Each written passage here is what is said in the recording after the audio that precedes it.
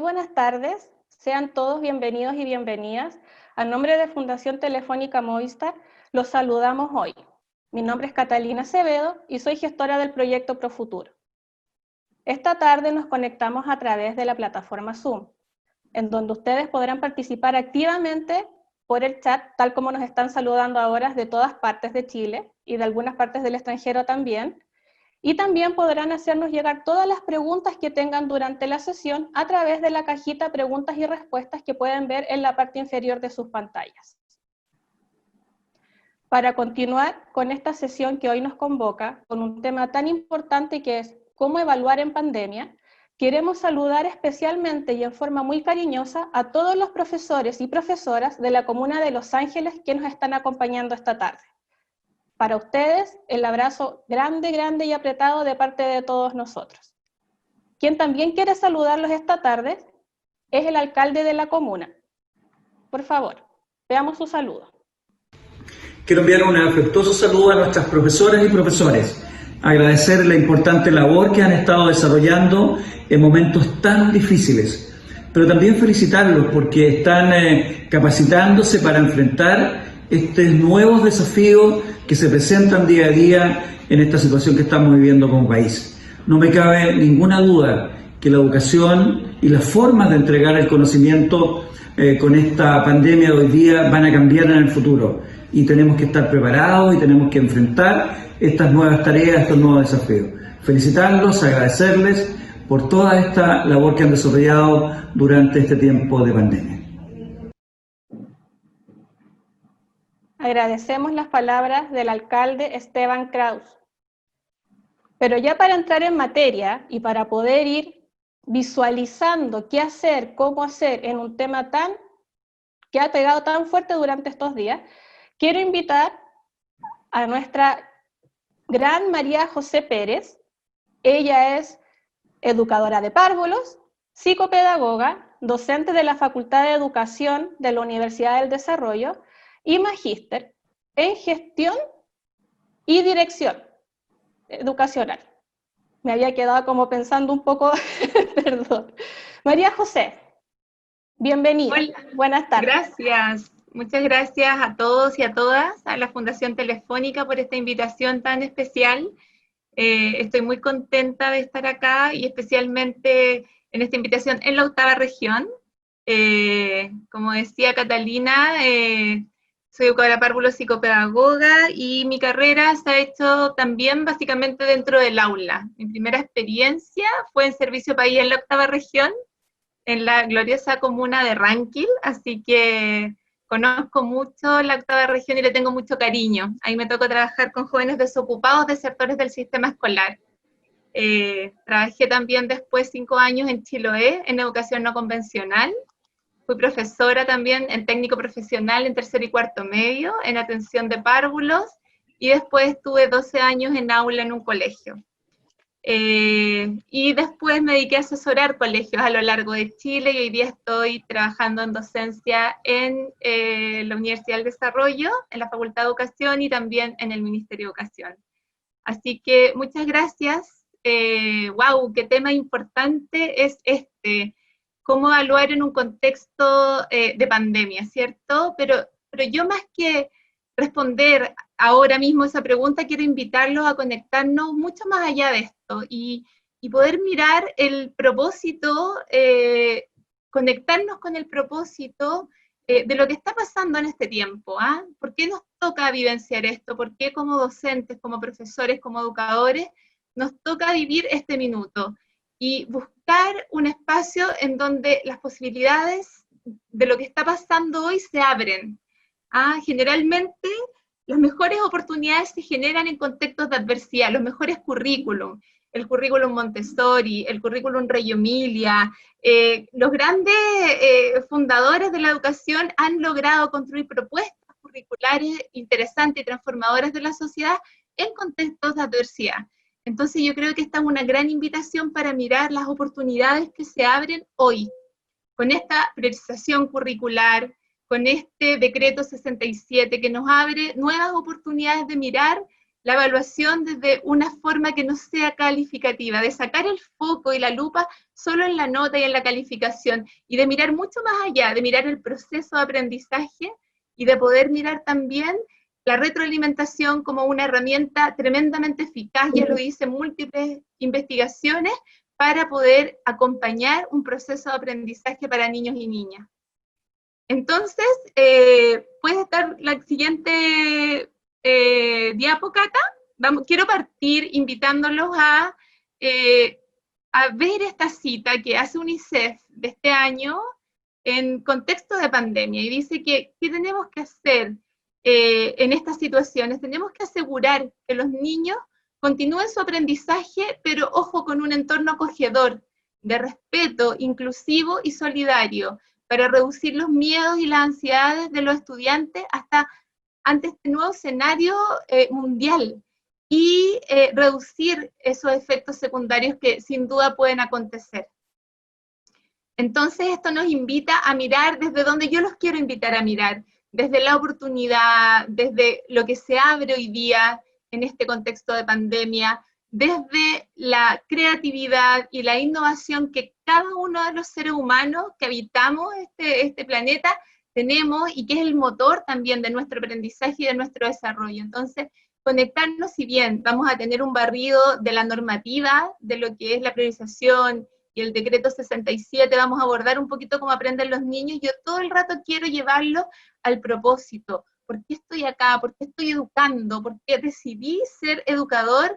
¿Y qué llamado tengo hoy día como educador a afrontar este contexto? Y sobre todo, abrirme y a mirar las oportunidades que se abren dentro de este contexto. Y vamos a comenzar con una pregunta. Los vamos a invitar a participar a ustedes en una pregunta. Les voy a pedir que se tomen unos segundos antes de contestarla, porque quiero que nos conectemos con lo que a mí me preocupa de la evaluación y del aprendizaje en tiempos de pandemia.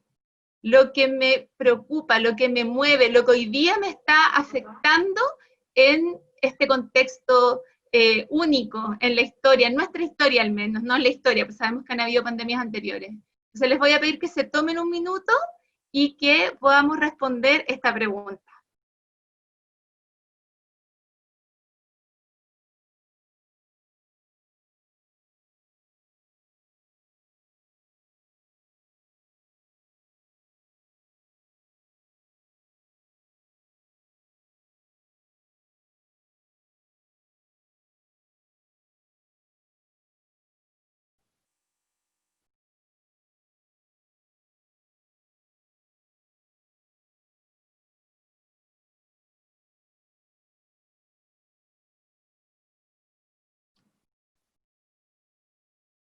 Los invitamos a entrar a www.menti.com y con el código 695500 pueden poner y responder la pregunta que nos hace María José. Sí, yo estoy acá leyendo algunas respuestas mientras ingresan a Mentimer, y aquí digo la poca conectividad con los estudiantes, tener instrumentos adecuados, la diversidad de los escenarios, el contexto, ¿cierto? El aprendizaje, miren qué importante, la individualidad, respetar los ritmos. Perfecto. Lo real de la evaluación, que el aprendizaje sea efectivo. Bueno, ahí nos conectamos con propósito. Cuando aparece aprendizaje, aparece el propósito final, ¿cierto? ¿Para qué evaluamos? ¿Qué es lo que evaluamos? ¿Qué es lo que buscamos? ¿Cuál es el propósito de la evaluación? Hacer seguimiento a los procesos de aprendizaje de nuestros estudiantes. Una evaluación, una calidad en el aprendizaje. Perfecto. ¿Cómo están aprendiendo los estudiantes en este contexto? Cada uno en su casa, con distracciones, con posibles contagios, con angustia, con efectos que nos pasan con el no poder salir, no poder desplazarnos, no poder tener la libertad con la que estamos acostumbrados a vivir. Equidad en las escuelas a nivel nacional, que sea una evaluación justa y que atienda las distintas realidades. Aquí aparece también la retroalimentación, la objetividad con nuestros estudiantes, precioso tema, la objetividad con nuestros estudiantes. si es que podemos ser objetivos, ¿cómo podemos desarrollar eso? Las frustraciones de nuestros estudiantes, qué importante la empatía, ahí nos volvemos a conectar con el propósito. ¿Cómo soy empático? O sea, si yo me conecto con mis estudiantes, ¿cómo no voy a tener empatía con lo que están viviendo? Y también con el profesor y la profesora y los educadores que están también afrontando esto desde sus casas, con sus familias, trabajando mucho, creando y buscando nuevos materiales. Sin duda son muchos desafíos, pero cuando estamos sumergidos en los desafíos, cuando estamos sumergidos, demandados, ¿qué nos pasa? Nos estresamos. Y cuando nos estresamos, se nos activa el cerebro reptiliano que está acá atrás, que es muy antiguo, y se nos cierra la corteza prefrontal predictiva, que es el espacio donde nosotros podemos desarrollar el pensamiento profundo, la creatividad. Entonces, es importante conectarnos también con esto, con la creatividad y con las oportunidades que se abren en este contexto, porque si yo me dejo llevar por las demandas, la angustia me va a ser imposible abrirme y ver las posibilidades que hoy día se abren. Entonces, por eso yo los quiero invitar a conectarse con ese propósito, con lo que yo amo hacer, con mi vocación, con esta vocación que elegí de ser educador, que sabemos que es una de las más complejas y también una de las más maravillosas, poder acompañar a los estudiantes en su proceso de aprendizaje. Entonces quiero agradecer todas estas respuestas, me encantan sus respuestas, me encantan que podamos mirar y que ustedes puedan visualizar que hoy día estamos en una situación donde los contextos se nos diversificaron muchísimo, pero también eso es una oportunidad, porque muchas veces hablan de la educación en diversidad y no sabíamos qué hacer en el aula, cómo voy a diversificar el aula, pero hoy día ustedes están con 30, con 20, con 40 aulas, con 40 casas, donde pasan cosas, entonces hoy día sí o sí está el aula muy diversificada, y eso va a ser un aprendizaje para la vida, para nosotros y nuestros estudiantes. ¿Qué podemos hacer? ¿Cómo podemos llegar? ¿Cómo podemos acompañar? Entonces, vamos a estar mirando eso. Y vamos a pasar a la siguiente diapo, Cata, por favor. Desde el Ministerio de Educación, en este contexto de pandemia, entendiendo que primero se acabó la educación presencial en marzo, entendiendo que todo lo que nos imaginamos que debía ser, ¿cierto? Tenemos una educación hace muchos años estructurada, tenemos un currículum tremendamente demandante y un currículo tremendamente exigente con muchos objetivos de aprendizaje, ¿cierto? Ese es una queja, un estrés constante de los profesores porque tenemos un currículum muy ambicioso que también tiene su razón de ser en la historia de la educación, porque antes no teníamos y hoy día tenemos mucho. Pero hoy día, en este contexto, en el contexto pandemia, tenemos una posibilidad increíble. Y el Ministerio de Educación, el ente rector de la educación en Chile, nos está invitando a trabajar todo el rato desde 3 principios transversales. ¿Y cuáles son esos principios? Primero, brindar seguridad a nuestros estudiantes, seguridad en un contexto que no es seguro, cambia todos los días, en un contexto que nos puede enfrentar con el miedo, con la inquietud. Tenemos que buscar formas de ofrecerles seguridad. Segundo, flexibilidad. La forma en que planificamos las cosas los profesores, somos tan planificados, tan estructurados, planificamos nuestras clases todos los minutos, el inicio, el desarrollo, el cierre, la guía, pero ahora vamos a tener que ser mucho más flexibles. Lo que planificamos a veces no va a resultar, otras veces no, y tenemos que hacerlo. Y la equidad. Y qué maravilla también en la 8ª región, ¿cierto? En Los Ángeles también, el Biobío, qué importante es poder conectarnos con la equidad, porque sabemos que no todos nuestros estudiantes tienen las mismas posibilidades de acceso. Y ahí yo sé que hay muchos de ustedes, profesores rurales, están haciendo cosas extraordinarias para llegar a cada uno de sus estudiantes. Entonces, estos son 3 principios que ustedes deben grabarse, porque deben saber que todo lo que hagan en este contexto y lo que nos invita a hacer la priorización curricular que corre por el año 2020 y 2021 completo, o sea, tenemos 2 años de priorización curricular, hay principios rectores, y estos principios son la seguridad, la flexibilidad y la equidad. Y esos principios nos están llamando a decir algo, nos comunican algo. Si esa es la base, entonces tenemos que usar esa base, tenemos que tomar esos principios y hacerlos nuestros, y tener la capacidad de poder verlos al mirar a nuestros estudiantes, la equidad y la flexibilidad, y siempre un contexto lo más seguro posible, hasta para los grandes y también para los más pequeños. Vamos a seguir entonces, vamos a empezar a mirar un barrido normativo de lo que es la priorización curricular. Entonces, este es un marco de actuación pedagógica. ¿Ah? Es una propuesta curricular, es una propuesta así como antes teníamos y tenemos, ¿cierto? En nuestra base curricular tenemos programas pedagógicos que organizan la forma de trabajar las unidades y los contenidos. Entonces ahora, frente a esta pandemia, se nos presenta una nueva propuesta, una propuesta priorizada. ¿Y qué es priorizar? Es organizar en orden de importancia, de lo más esencial, rescatar lo esencial. Sabemos que nos contamos con el aula, ya no estamos en directo con los niños, no tenemos los tiempos ni nosotros, ni los estudiantes, ni las casas para poder organizar esto. Entonces debemos reorganizar el espacio educativo, tenemos que reorganizar los contenidos educativos para poder ofrecer las mejores oportunidades de aprendizaje. Y esta es la priorización curricular. Este es el nuevo marco de actuación. ¿Ah? Y donde queremos que aquellos aprendizajes que son esenciales, que son, sabemos que son demasiado importantes como para que no se pierdan, que han estado como construyéndose año a año en el proyecto curricular de cada una de las escuelas, queremos que no se pierdan. ¿Ah? Y también los estudios dicen que ayer salió en la tercera, creo, un reportaje donde decían que se puede perder más del 60% de los aprendizajes en este contexto que no es presencial.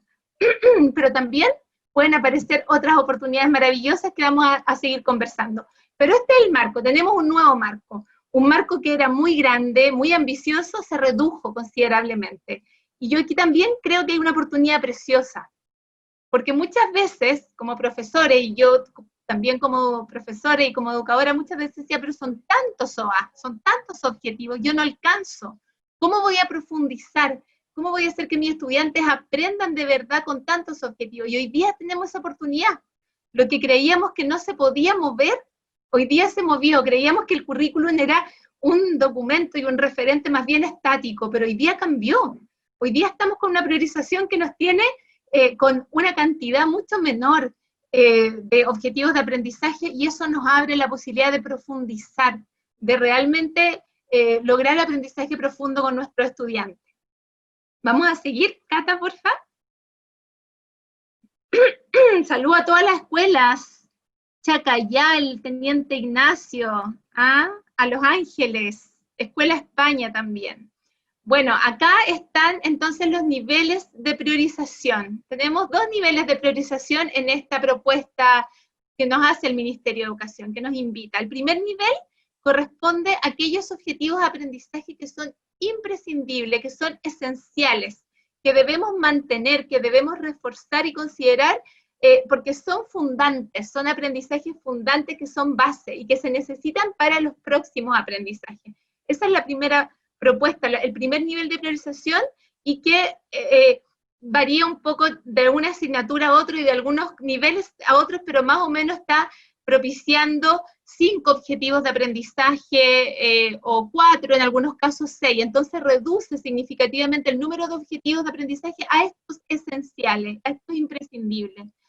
Y hay un segundo piso que es precioso y muy interesante, que tienen que ver con los objetivos integradores. Los objetivos significativos que nos van a ayudar a generar contexto en esta priorización y en esta forma de educar en pandemia, en esta forma de educar no presencial. Y estos objetivos también apuntan, y lo dice muy claro la priorización curricular, al desarrollo personal y social de nuestros estudiantes y de nuestros niños y niñas. Entonces, ¿cómo poder velar por ese espacio de integración, ese espacio de desarrollo, ese espacio donde debemos seguir conectados, donde debemos desarrollar la empatía y la ciudadanía? Hoy día es un gran escenario para también desarrollar la ciudadanía, escucharnos, aprender a escucharnos, aprender a identificar la necesidad del otro, aprender a apoyar y acompañar al otro.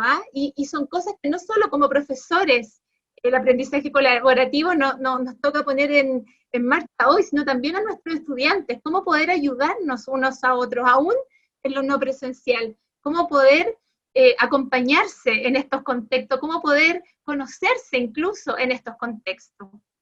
¿Sigamos? Y bueno, y tenemos una gran herramienta que apareció el año 2018. Algunos le tienen susto por desconocimiento, ¿cierto? Las políticas educativas se demoran años en bajar a las aulas, entonces este decreto 67 es muy, muy conocido de nombre, pero tal vez no tan conocido en profundidad. Y es un decreto precioso, encuentro yo, porque lo que hace el decreto 67 es posicionar y es dar énfasis a la evaluación formativa y a la retroalimentación. Y ese es el gran tema de hoy, eso es lo que necesitamos hoy para evaluar en pandemia. Necesitamos centrarnos en la educación, en la evaluación formativa, en acompañar los procesos de aprendizaje de nuestros estudiantes y sobre todo esta estrategia de retroalimentación, que es desde una conversación, desde un vínculo real humano, es que yo te acompaño, miro dónde estás y busco justo esa pregunta, eso que tú necesitas, ese andamiaje que tú necesitas para salir adelante. Esa es la retroalimentación. El decreto 67 nos invita a sacar el foco de la calificación y de hecho nos invita a usar la evaluación y los datos que nos entrega la evaluación para poder tomar decisiones oportunas. Y qué importante es tomar decisiones oportunas, porque cuando dejamos la evaluación calificativa, la de final de semestre, ya es muy tarde. Cuando nosotros hacemos como estas evaluaciones finales final del semestre, solo podemos levantar el dato de los alumnos que no aprendieron, de lo que no se aprendió. No alcanzamos a tomar decisiones oportunas. Esas decisiones oportunas se tienen que tomar clase a clase. Esos datos tienen que levantar. ¿Cuánto aprendieron hoy mis estudiantes? ¿Cómo los puedo hacer llegar a ese objetivo de aprendizaje? No al final, porque al final es como una autopsia.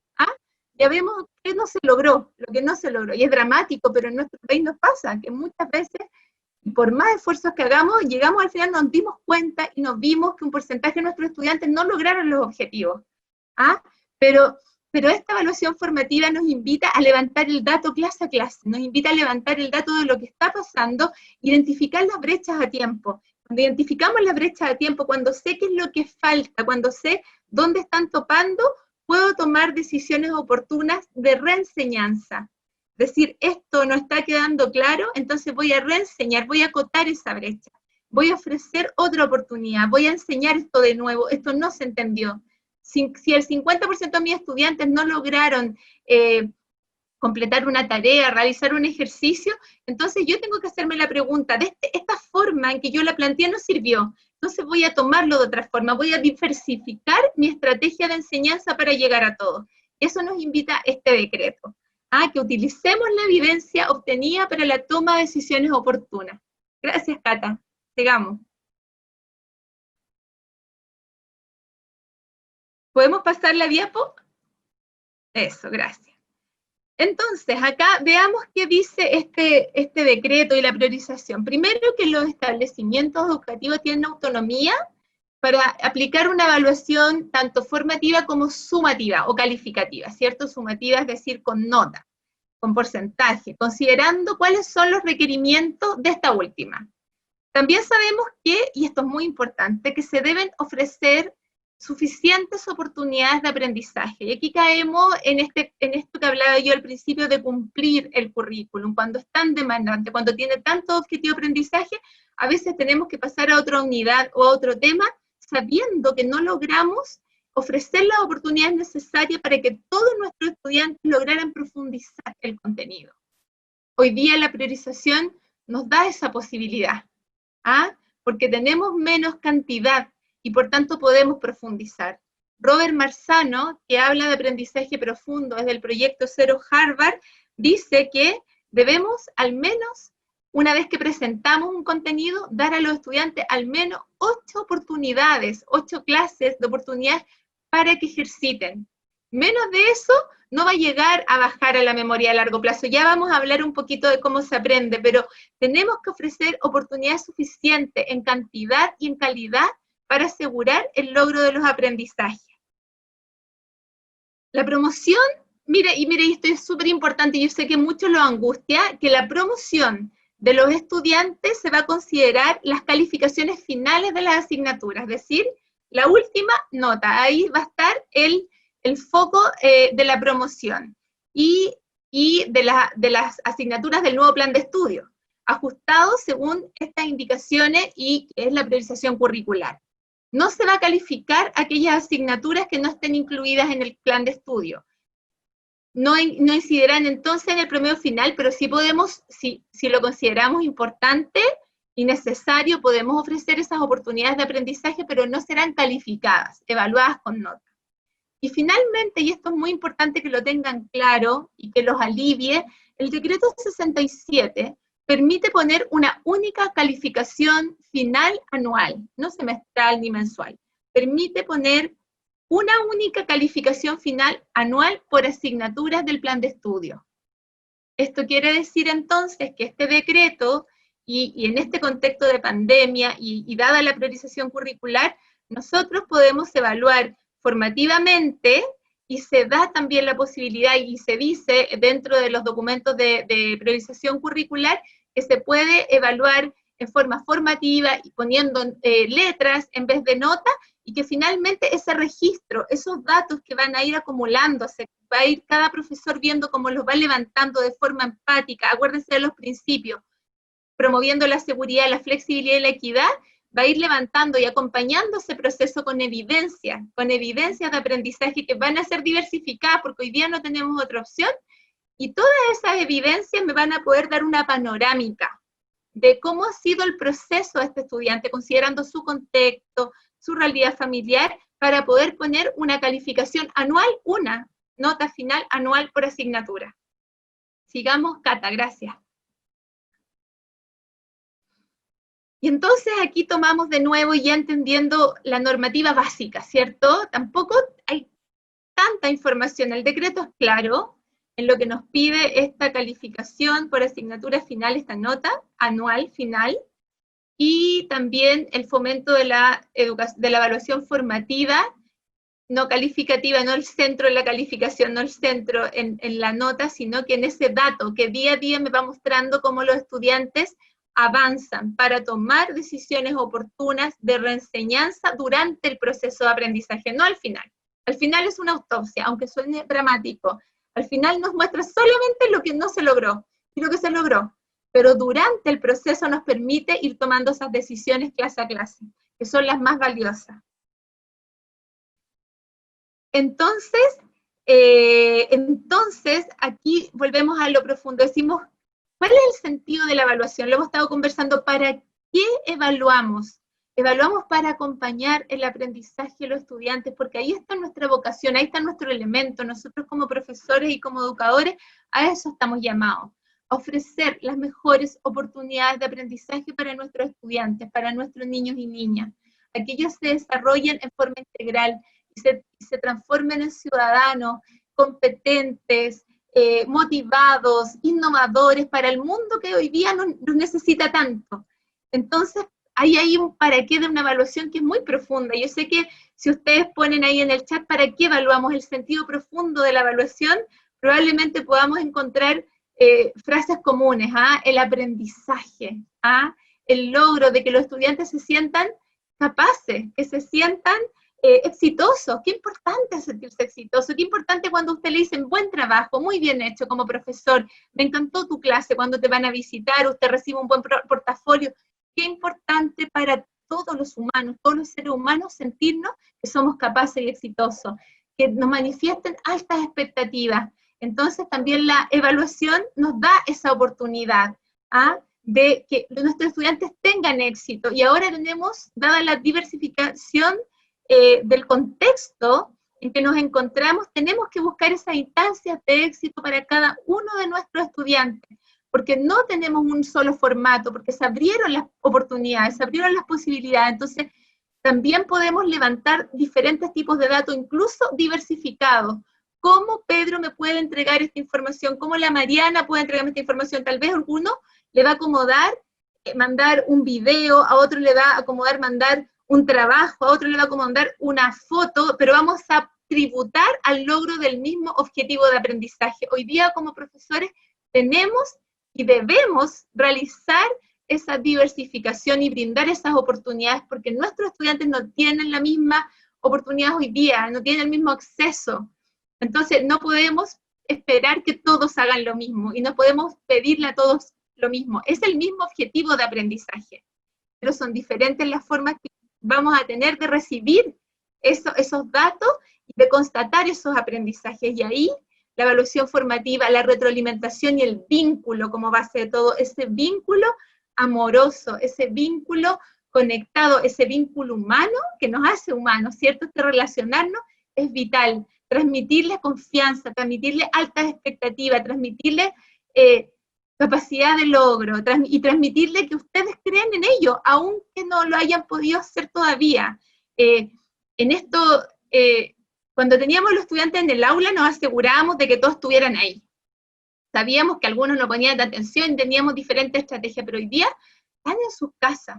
Y algunos papás priorizan mucho la educación en sus casas. Algunos papás no pueden ni ver a los hijos porque están trabajando 9 horas conectados al computador. Algunos papás no sabemos la realidad de las familias y también de la variabilidad que existe en la familia. Entonces, tenemos mucho menos control que dentro del aula sobre la forma en que ellos van a recibir esto. Y por eso tenemos que estar atentos. Y por eso esta evaluación formativa y esta retroalimentación tiene que ir individualizada a mis estudiantes, porque hoy día tengo una realidad y un universo en cada uno de mis estudiantes. Si yo tengo 45 en el aula, tengo 45 casas en donde están recibiendo esa educación, y en esas casas no está pasando lo mismo. Si tengo 20 estudiantes, si tengo 15 estudiantes, si tengo un porcentaje de estudiantes que tienen acceso a tecnología y pueden estar en actividad sincrónica y otros no, entonces, ¿qué hago?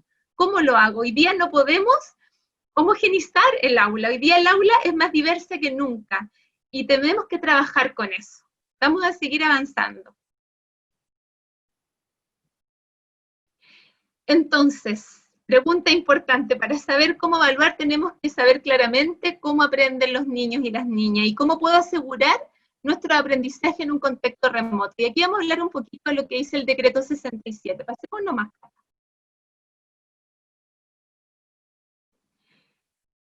El decreto 67 nos habla de la planificación inversa, ¿ya? Y también a veces eso nos angustia, pero es algo muy sencillo de entenderlo. Menos es más, ¿ah? Para la comprensión siempre, menos es más. Entonces, y hay que entender pocos elementos, pero claro y profundamente, del diseño inverso, de la planificación inversa. Lo primero es que lo primero que tengo que identificar es mi meta. ¿Y cuál es mi meta? Mi meta es el OA, lo que quiero que los estudiantes aprendan, el objetivo de aprendizaje. Eso es lo primero. Y en segundo lugar está la forma en que yo voy a asegurar el logro de esa meta, y por tanto son los indicadores de evaluación. ¿Cómo voy a asegurarme del logro de esa meta? Eso es lo primero. Y después que tengo la planificación, el objetivo y la evaluación, ¿cómo voy a asegurarme el logro de ese objetivo? Trazo la ruta de aprendizaje. Digamos en la otra, Cata, es igual que el Waze. Es igual que el Waze. Cuando nosotros vamos a buscar una dirección, lo primero que ponemos es la meta, ¿cierto? Es la dirección, la casa donde queremos llegar. No se traza la ruta primero, porque una vez que tengo la meta, y esto es el OA, el objetivo de aprendizaje, y tengo también el indicador de evaluación o el instrumento de evaluación que me va a permitir levantar esos datos, después se traza la mejor ruta. Incluso durante el proceso esa ruta puede variar. Si yo me doy cuenta y estoy levantando datos paso a paso y momento a momento, me puedo dar cuenta de que la ruta que yo tracé no era la mejor, no estoy llegando, no está lográndose el aprendizaje. Entonces voy a cambiar la ruta, voy a cambiar la estrategia, porque tengo que tener una diversidad de estrategias en toda aula, pero hoy día más en contexto remoto. Hoy día mucho más que antes. Entonces, la primera pregunta es ¿dónde estoy? ¿Dónde están mis estudiantes? ¿Dónde están? ¿Cuál es el piso de ellos? ¿Qué es lo que saben? Porque a veces el OA está demasiado lejos, entonces yo tengo que tener un piso previo y tengo que saber. Y eso no se lo va a decir ningún experto de ninguna charla, porque eso los únicos que saben dónde están sus estudiantes es el profesor que está en el aula. Él conoce ese lugar y ese estado en donde están sus estudiantes. Y también sabe a dónde los quiere llevar. Esa es la meta, ese es el OA, ese lo sacamos de la base curricular, del programa curricular. Entonces, ¿dónde están? ¿Dónde los quiero llevar? Y hay una brecha ahí. ¿Dónde están y dónde los quiero llevar? ¿Y cómo puedo asegurarme de que van a llegar acá si están hoy día acá? Esa es la evaluación, esa evaluación formativa, la retroalimentación, variada, diversa, en diferentes formas, me va a permitir lograr esta meta, llevarlo desde donde están a donde quiero que lleguen, a donde quiero que lleguen mis estudiantes. Y la ruta es la que se traza después. Y la ruta incluso puede ir variando. Si yo levanto datos, como nos pide el decreto 67, clase a clase, levanto datos, ¿quiénes estuvieron hoy día? ¿Quiénes estuvieron participando? ¿Quiénes pusieron atención? ¿Quiénes respondieron activamente? Todos esos datos me permiten tomar evidencia de aprendizaje. Porque hoy día Juan no estuvo conectado, ha estado súper bien, pero saben que las últimas 2 semanas ha estado medio raro, entonces ahí voy y busco. Eso también es levantar un dato. Y me doy cuenta que algo pasó en su casa. Que a lo mejor hoy día el papá quedó sin trabajo y está muy angustiado. Y eso me da una información demasiado importante para saber por qué no está conmigo en las clases. ¿Por qué no ha encendido su cámara? ¿Por qué no está logrando? Y eso es de cada uno de mis estudiantes. El monitorear intensivamente clase a clase es para mí, en mi experiencia, la mejor estrategia para asegurar el logro de los aprendizajes, pero también para acompañar a los estudiantes que se sientan capaces y exitosos. Sigamos.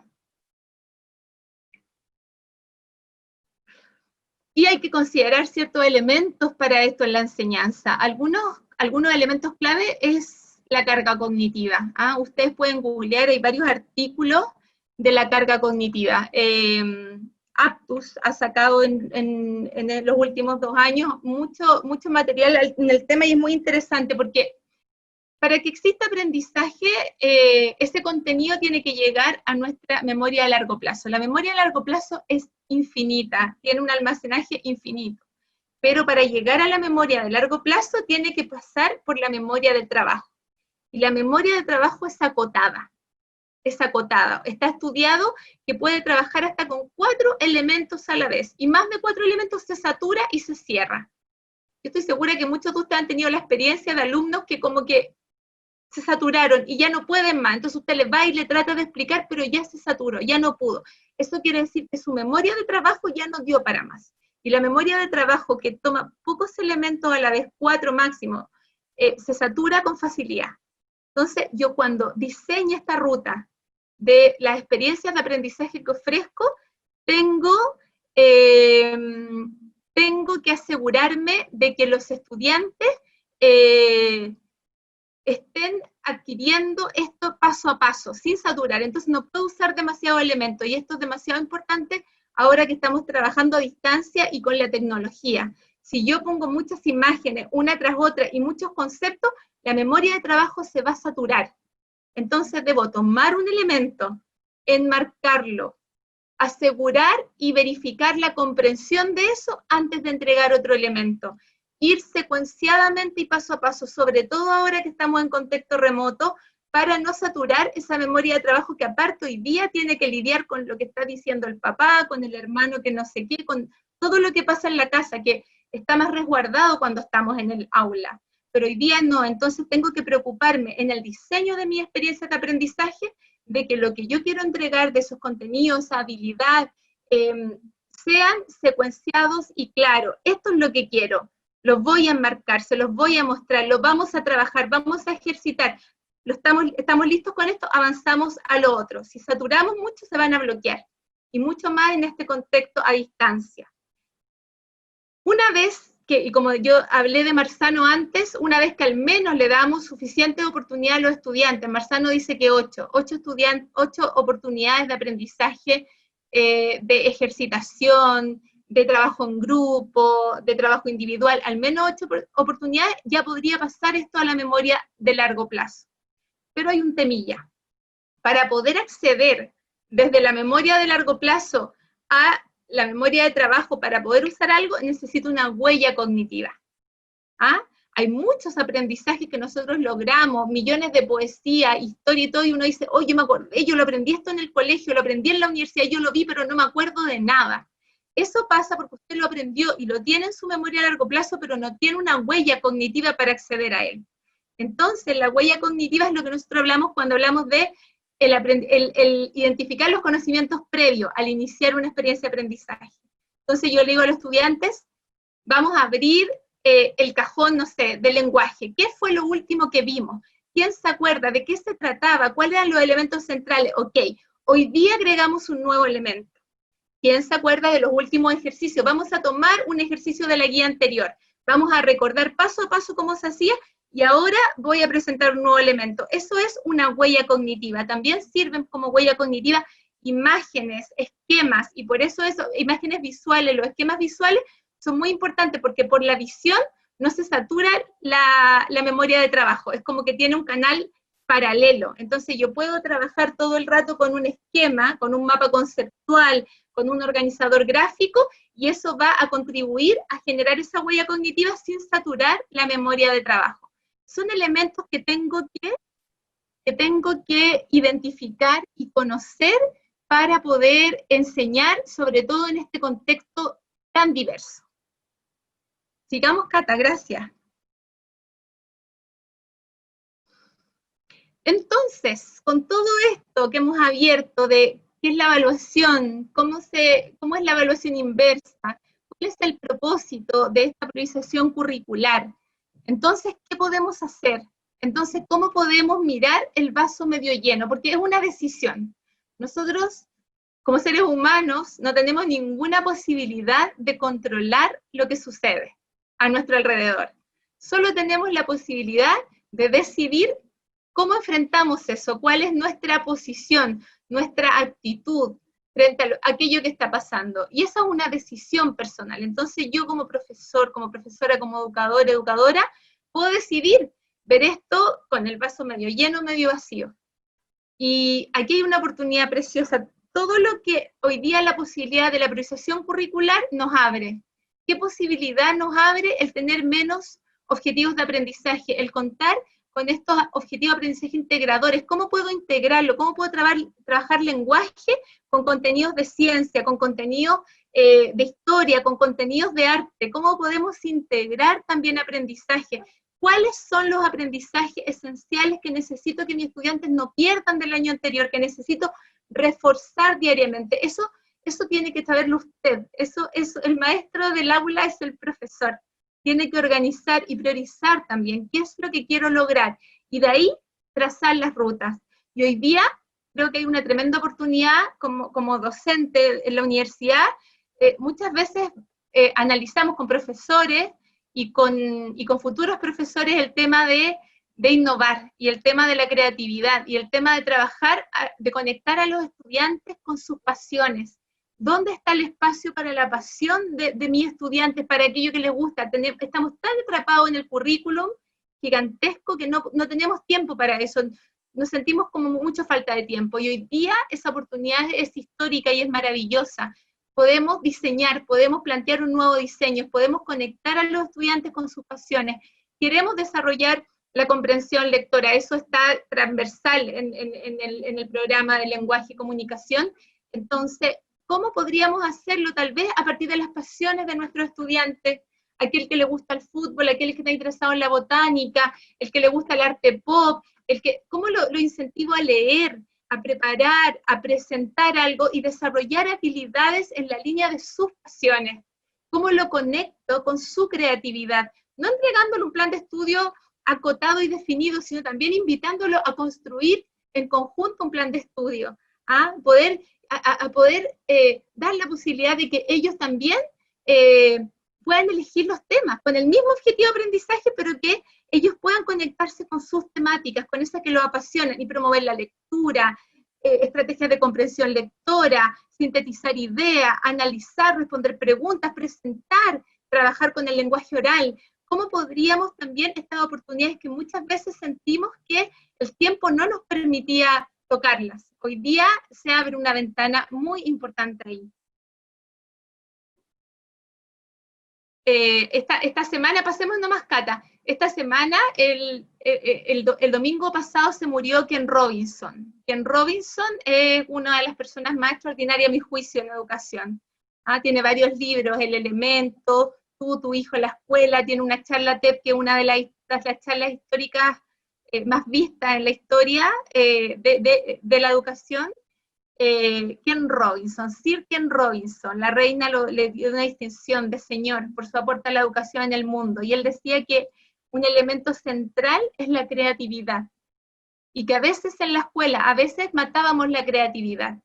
Y cómo hoy día podemos conectarnos con eso, porque hoy día no solo tenemos que desarrollar la creatividad de los estudiantes, sino que tenemos que transformarnos en profesores y educadores y educadoras creativos, innovadores, conectarnos con nuestras pasiones para poder transmitir en este contexto.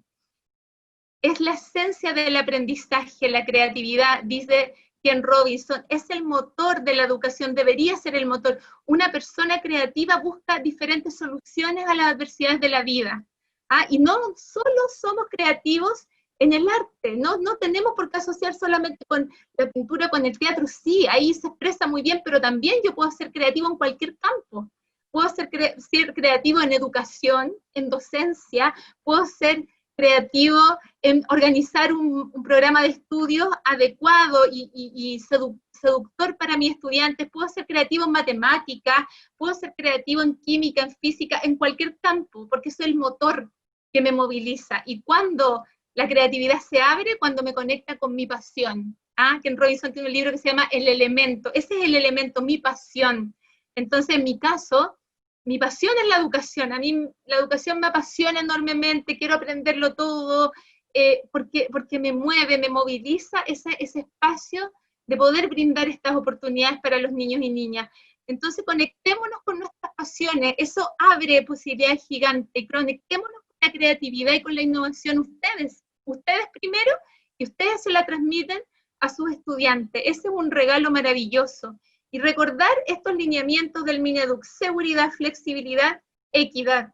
Estar abiertos, hoy día no podemos evitarlo, si nos cerramos, vamos a fracasar en este contexto, tenemos que estar abiertos y flexibles, a mirar lo que se da en el momento, y no perder el objetivo de la clase, pero atender qué es lo que está pasando y qué es lo que se da en el momento. Hay una foto de mi hijo, Jerónimo, que está en una clase, teletrabajo, le ha costado un montón conectarse, le ha costado el Classroom, no sube las guías, clase Herrero Cuchillo, Pablo, como dicen, me ha tocado acá.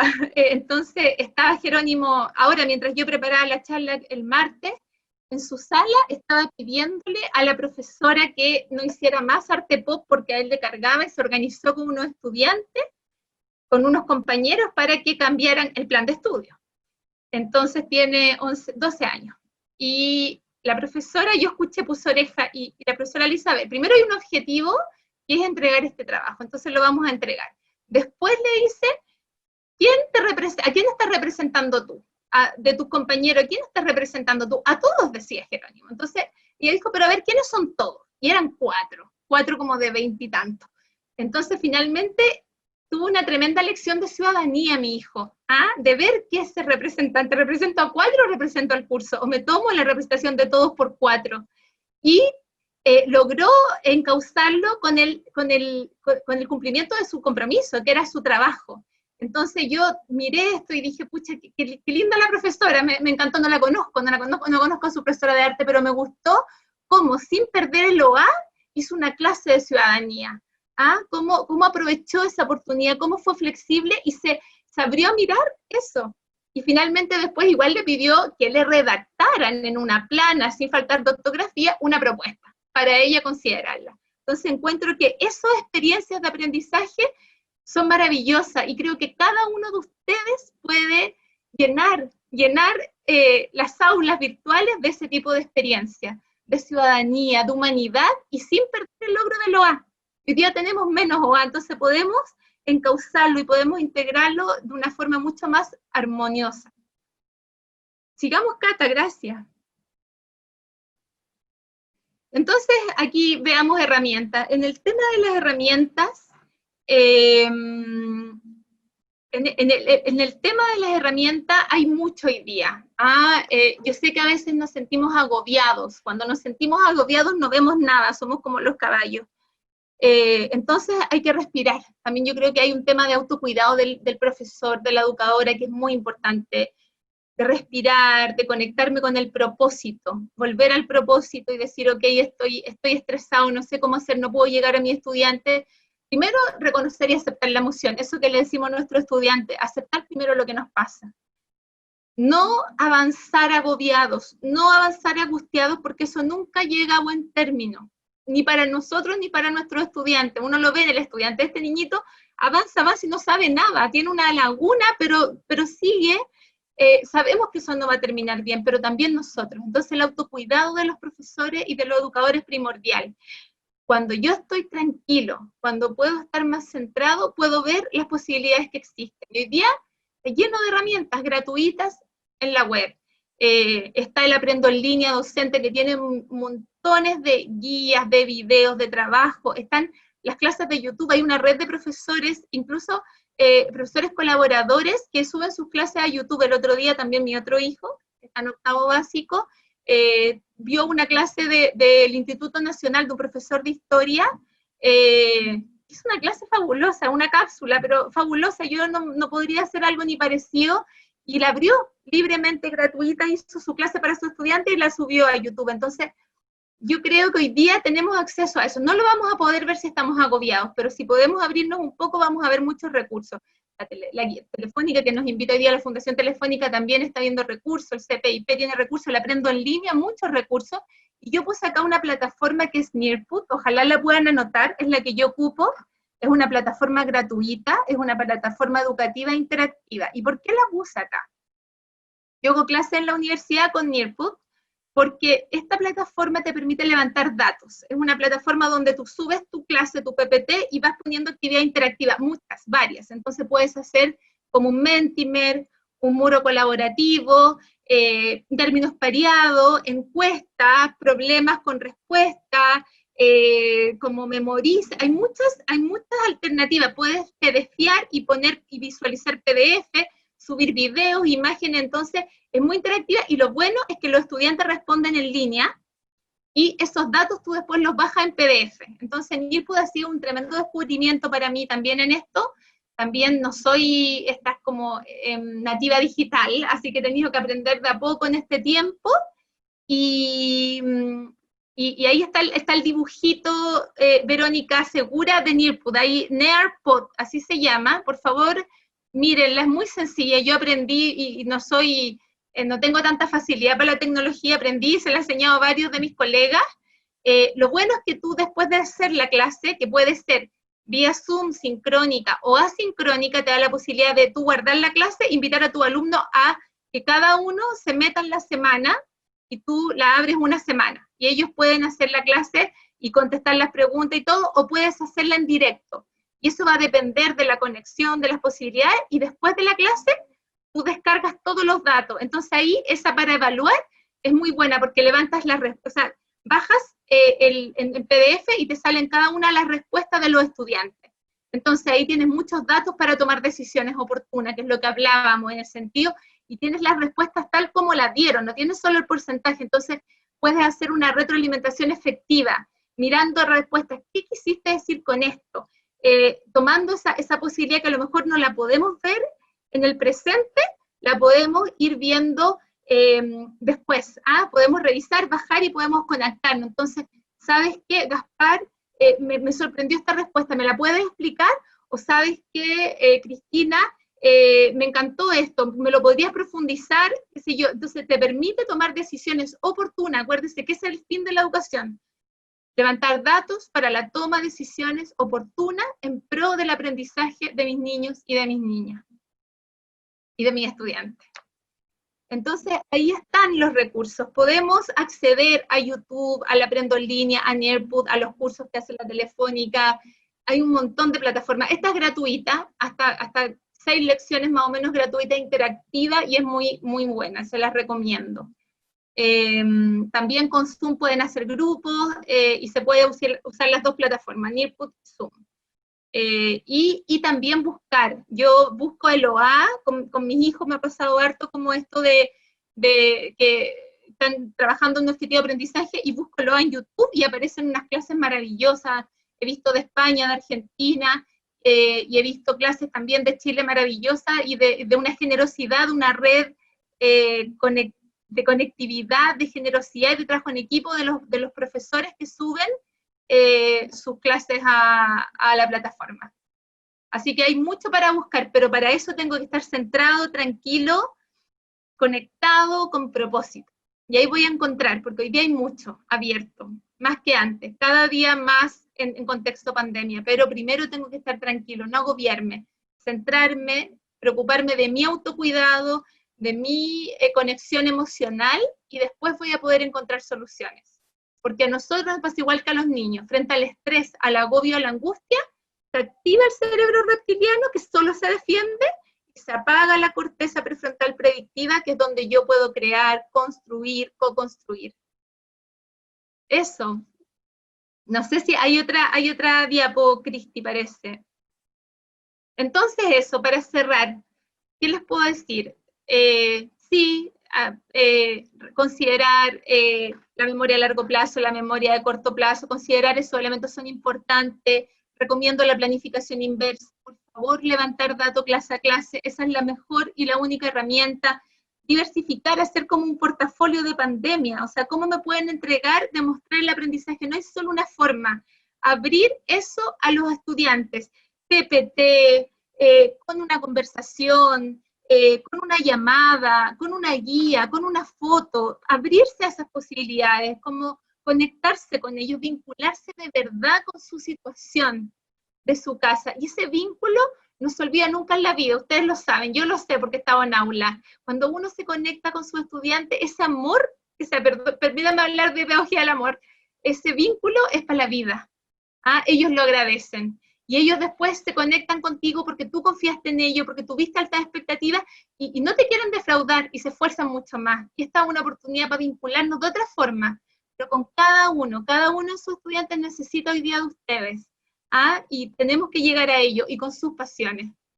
Así que mantener el propósito en el corazón, la vocación, cultivar los vínculos, tener autocuidado de nosotros para poder mirar las herramientas y las oportunidades que se abren y las va a encontrar ahí. ¿Ah? Y aprovechar esta oportunidad de la priorización curricular, estos aprendizajes esenciales, mírelos bien y vea cómo los puede integrar, conectando con sus estudiantes, con sus pasiones, con las de usted también, con las pasiones de usted también se transmiten. Y le encantan a los estudiantes cuando uno habla con pasión. Muchas gracias. Tenemos muchísimas preguntas. Vamos a hacer un esfuerzo por contestar la mayoría. También tenemos muchísimos comentarios en el chat. Agradecer a todos los conectados. Tenemos más de 600 personas conectadas en este momento. Así que muchas gracias a todos por su participación. Quisiera antes, por favor, saludar en especial a Janet, Erika y Carolina del DAEM, quienes fueron artífices de este encuentro y nos ayudaron activamente en la organización y la gestión del tema y de todos los invitados. Así que un abrazo para ellas, muchas gracias. También agradecer a todos, como les digo, los profesores, que son muchísimos. Yo alcancé a tomar nota de algunas de las escuelas que están presentes, María José.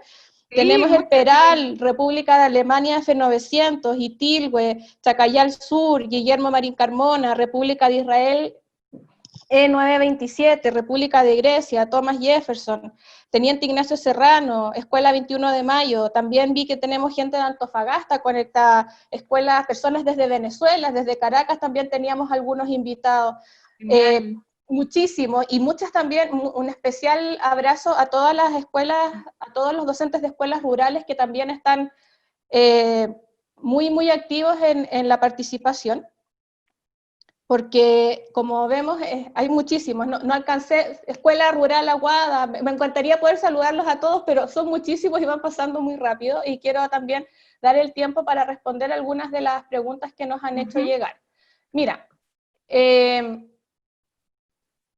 muchas gracias a todos, estoy leyendo los chats, un segundo, y estoy muy emocionada. Sí, muchas gracias a todos, y especialmente la escuela rural que me conecta con Ranquil, con Ñipas, donde hice servicio país que les contaba, donde vi ahí escuela Univitri, docente, y me saco el sombrero con esos profesores maravillosos que trabajan en ruralidad, y con todos los profesores. Yo encuentro que esta es una de las pasiones más lindas, pero de las más difíciles, de las menos entendidas, pero cuando un alumno nos quiere, y un papá se da cuenta de eso es amor para la vida. Así que, nada, pues, sí. Muchas gracias.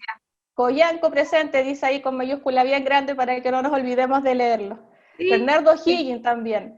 Mira, María José, tenemos muchísimas preguntas, pero hay una pregunta que tiene relación y dice, o sea, viene en relación justamente con la diversidad y lo diverso de este escenario, porque acá tenemos como muchos factores que atender, y nos pregunta Pamela cómo apoyar a los estudiantes con necesidades educativas especiales y cuál es el rol de las docentes de educación diferencial en esto, porque también hay que atender otro factor más. Entonces, cuéntanos qué nos puedes decir al respecto. Lo primero que yo puedo decir es que todos los seres humanos tenemos necesidades educativas especiales. Y hay otros que tienen necesidades educativas particulares, a partir de ciertas condiciones, que tienen alguna necesidad educativa particular que hay que saber responder. En mi experiencia, creo que el aula diversa, para cuando uno diversifica, tiene que diversificar para todos. La forma de diversificar es conocer. Yo no puedo saber lo que tú necesitas si yo a ti no te conozco. No, un diagnóstico no sirve. Yo puedo decir, tiene un problema de integración sensorial, o tiene un déficit atencional, o tiene un trastorno del aprendizaje. Hoy día, está como de moda el sobrediagnosticar, y creo que no hay receta. Creo que la receta es conocer a los estudiantes. Cuando se diversifica para todos. Entonces, yo no te doy a ti, porque tienes un problema, la oportunidad de entregar el trabajo en otro formato.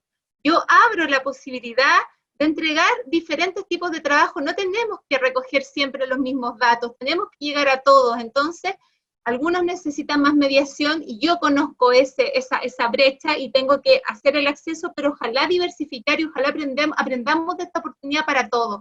Ojalá volvamos de la pandemia a aulas realmente diversas, porque hay muchas formas, no hay solo una forma de mostrar un aprendizaje. No existe una forma, no es solo la guía la forma de mostrar el aprendizaje, yo puedo mostrarlo en forma oral. Si me cuesta el oral, lo puedo mostrar en forma escrita. Si me cuesta, tal vez sea bueno para el diseño porque soy visual y puedo hacer un organizador gráfico y mandarlo. Entonces, abrirnos a la posibilidad de que me muestren y de recoger de diferentes formas las herramientas. Yo hablo del portafolio de pandemia, expresar con fotos, con PPT, con guías, con conversaciones, con pinturas, con escritos, con cartas, con llamadas por el teléfono, con visitas. Sé que muchos profesores rurales están yendo a las casas y no tener miedo a eso, no tener miedo a cambiar la forma en que solíamos evaluar, no tener miedo a dejar de hacer una forma de evaluarnos a todos, sino abrirnos a la preciosa posibilidad de levantar datos durante el proceso para tomar decisiones oportunas y de diferentes formas. Eso diría yo al respecto. Muchas gracias, María José. Cristian Troncoso nos pregunta ¿a qué te refieres con asignaturas que no pertenecen al plan de estudio actual? No hay asignaturas que no pertenezcan, debe haber sido un error, sino que hay algunas asignaturas desde la priorización que no son evaluadas. Entonces, que no sean evaluadas, calificadas, no quiere decir que no se brinden oportunidades de aprendizaje de esas asignaturas, solo quiere decir que no va a necesitar la nota final. El profesor toma la decisión. Ahora, hay asignaturas priorizadas con OA priorizados, y hay otras de segundo nivel que son con OA integradores. Por ejemplo, la asignatura de orientación tomó una relevancia tremenda, porque está hablando de lo mismo que estamos hablando, de las necesidades emocionales y de ciudadanía de los estudiantes, de la diversidad.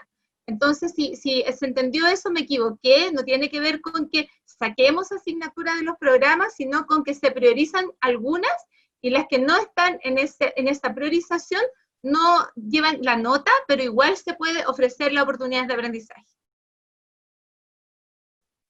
Gracias, María José.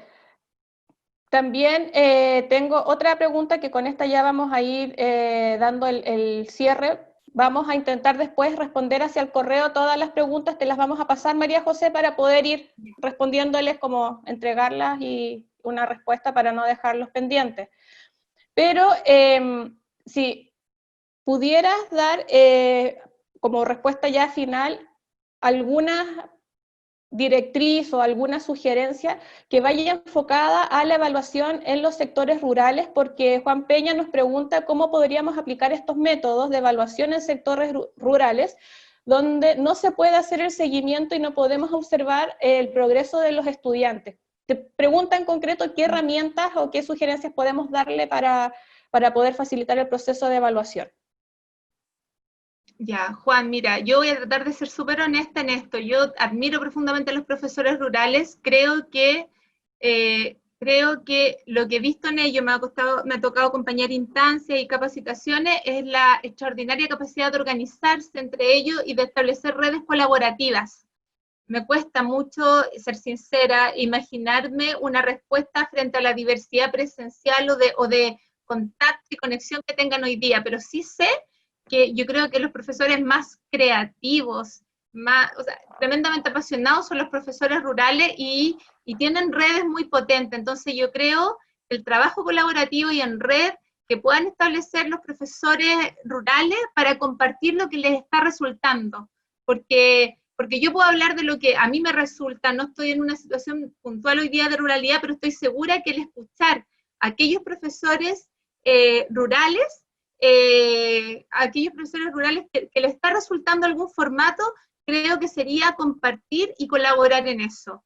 Por ahí también leí lo que pasaba con los TPE, con los profesores de los técnicos profesionales, y también con el cuarto medio. Comparto la aprehensión del cuarto medio. Creo que allí hay que levantar cómo apoyar y cómo dar instancias para que puedan cerrar y profundizar aquellos contenidos que pueden haber quedado en el camino y sobre todo prepararse para su formación ya sea técnico, universitaria y su vocación en el fondo hacia el mundo más laboral y universitario. Creo que esa es una preocupación que también creo que las cosas no voy a ser la experta que puede responder eso, pero creo que sí podemos abrirnos a escucharnos, a conversar qué resulta. Respecto de los TP, solo decir que yo trabajo en prácticas, en formación práctica también.